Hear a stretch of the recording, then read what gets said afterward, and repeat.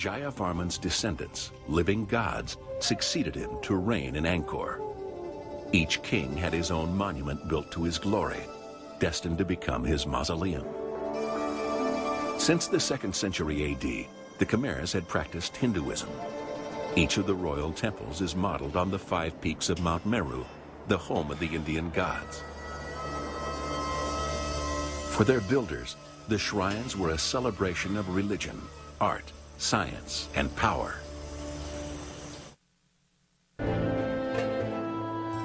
The largest religious monument in the world, the City of the Gods, Angkor Wat in the heart of Cambodia. But is this astonishing temple only the visible tip of a greater, unseen mystery? 700 years ago, a junior Chinese official visited Angkor on a diplomatic mission.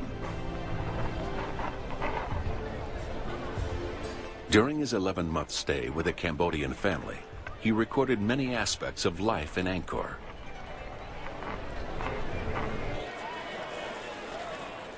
For 100 years, French archaeologists were too busy restoring the temples to pay the journal much attention, so it was largely ignored.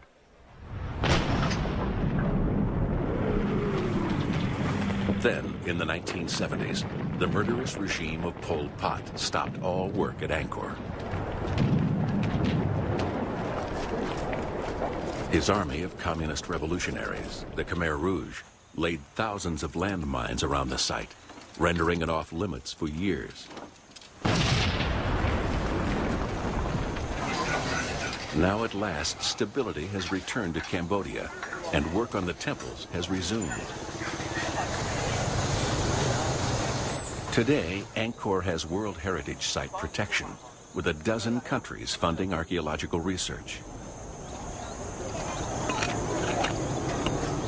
With much of the major restoration work complete, the focus has shifted away from the temples at the center and onto the outlying pieces of the puzzle. Just north of Angkor Wat, an 8-mile wall encloses the remains of several magnificent stone temples. Explorer Henri Mouhot suspected in 1860 that this was once the Khmer's great capital of Angkor Thom, the holy city.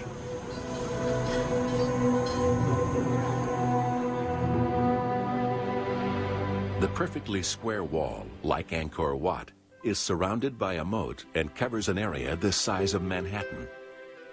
At its center is the Bayon Temple.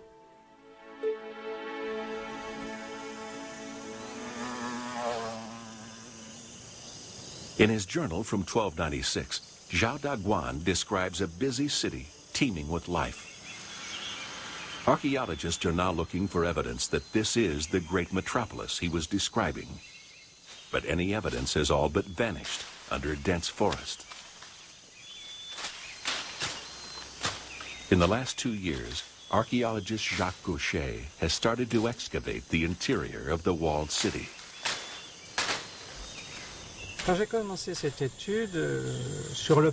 When I started this study, we knew almost nothing because everything was covered in forest. The only surviving features were the stone temples and the foundation of a royal palace, but we knew nothing of the rest of the 900 hectares within the city wall. For a while, it seemed that Gaucher was fighting a losing battle, but his persistence is at last producing results.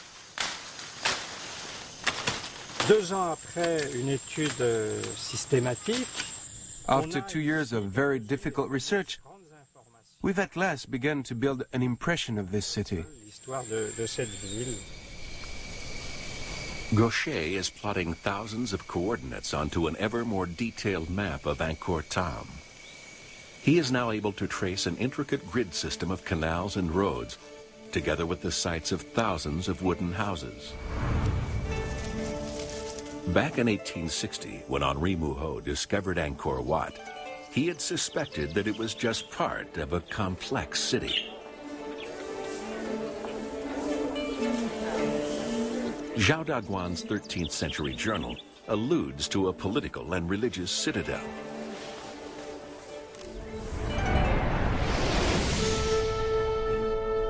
Now, at last, archaeologists have enough evidence to bring to life this extraordinary city as it looked 700 years ago. Angkor was a capital far bigger and far in advance of any European city of the time. Jacques Gaucher's findings confirm the accuracy of Zhao Daguan's account. What he describes is fact, not fantasy. These are the monuments which have caused merchants from overseas to speak so often of Cambodia the rich and noble. If you are looking for gold lions, gold Buddhas, bronze elephants and bronze horses, this is where you'll find them. From the inscriptions, archaeologists know that Angkor Thom, the holy city, was built nearly a century before Zhao arrived by the Khmer's greatest monarch. Jayavarman VII ruled over Cambodia between 1181 and 1219. Known as the Great Builder King, he expanded the empire further than any other Khmer ruler.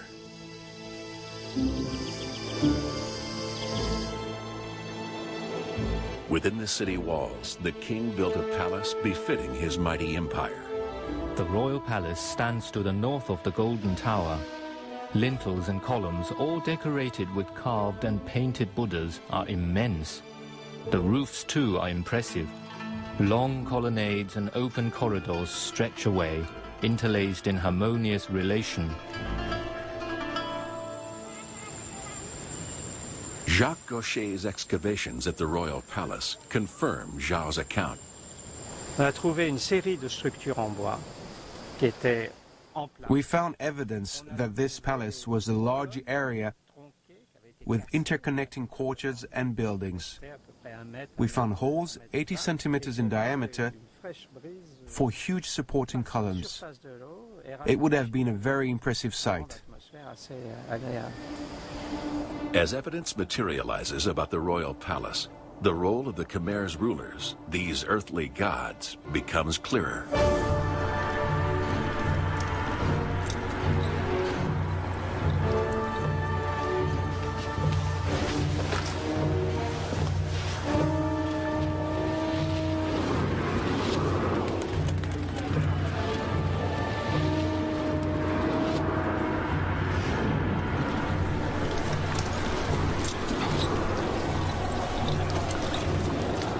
During his stay, Zhao Daguan had several audiences with the ruling king. Every time I was admitted to the palace for an audience with the king, he came forward with his chief wife and took his place in the embrasure of the golden window in the main audience hall. Zhao himself came from a culture with a ruler elevated to godhood. The Chinese approved of the Khmer's devotion. These people know what is due a king. The king topped a social pyramid that stretched down to the lowest peasant. The monarch's potency showed itself in a legend Zhao Daguan relates. Out of the palace rises a golden tower, to the top of which the ruler ascends nightly to sleep. It is common belief that in the tower dwells a genie, formed like a serpent with 9 heads, which is lord of the entire kingdom. Every night, the genie appears in the shape of a woman with whom the sovereign couples. Should the genie fail to appear for a single night, it is a sign that the king's death is at hand. If the king should fail to keep his tryst, disaster is sure to follow.